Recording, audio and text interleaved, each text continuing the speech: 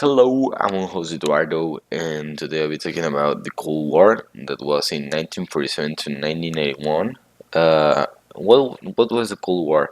Intense economic, political, military, and ideological rivalry between nations, short of military conflict, sustained hostile political policies, an atmosphere of strain, in this case, the United States and the Soviet Union.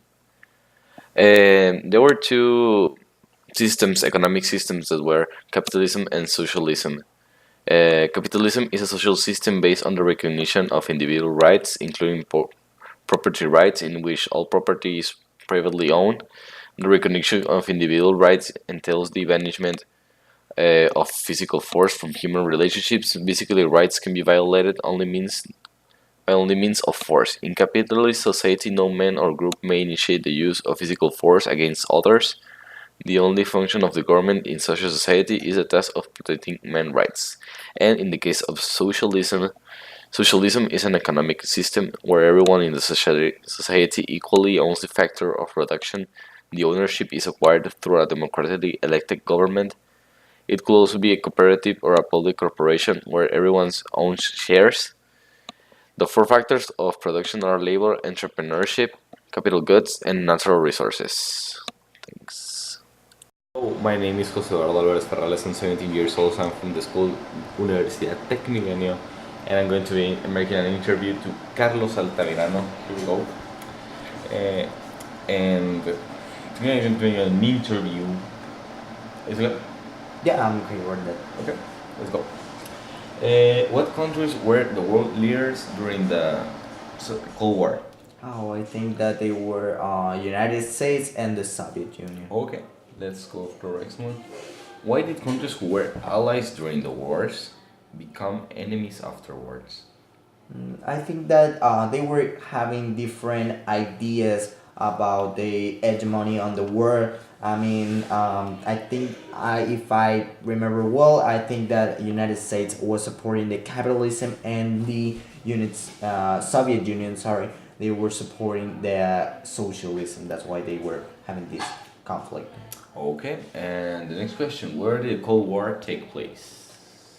I hear that the Cold War take place on several places around the world, like Cuba, of course, in the United States and Soviet Union, also on Vietnam and on South Korea. That's why they involve a lot Okay, of countries in this war. okay. Next question: what opinion did the general public have about the Cold War?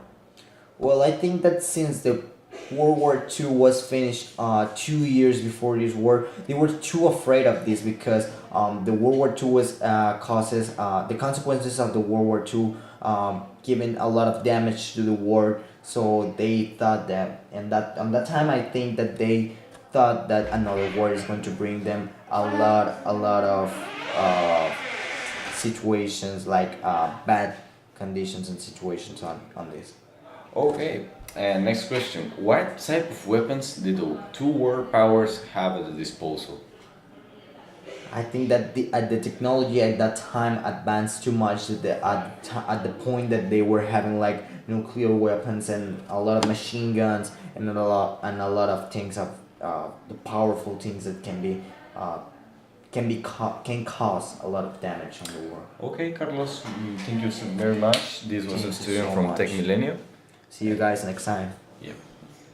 Well, my final opinion about the Cold War was that it was like very unnecessary since the conflict of two opinions or two ideologies uh, were different. They make a war about it since they want power and more power. And later, with the development of new stuff, as in science, in case like in nuclear weapons and machine guns, many people were killed and was awful. But these kinds of things, in my opinion, always makes of what the world is today, of what we learn every day. That's why history is important for us to know what happens in our past, for us to not repeat that in the future. Thanks.